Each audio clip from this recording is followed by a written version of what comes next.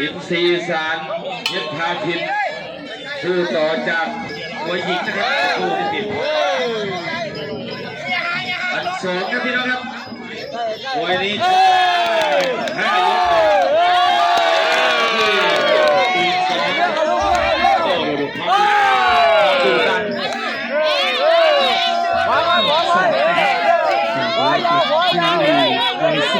ชุดเล็กๆแต่ว่าคุณภาพเดี๋ยวนี้ก็จะต้องเอาไกลที่เสือ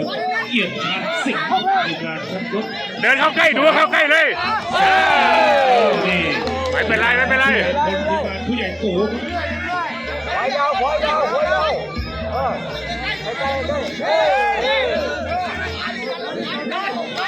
อันสองเ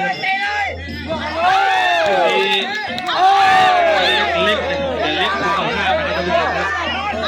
เล็กจริงครับเล็กแต่เล็กคุณภาพครับ5 ยกครับยกกัน5 ยกนี่2,000ครับไปกับประเทศอื่น2,000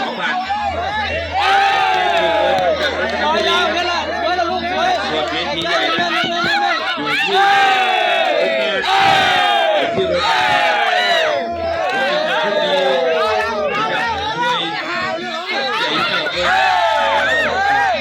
เอาใกล้เอาใกล้ผู้ดีสุดท้ายคือผู้มวยชนะผู้มวยผู้ชิงแชมป์เลยเอาใกล้เลยหมดอันสอง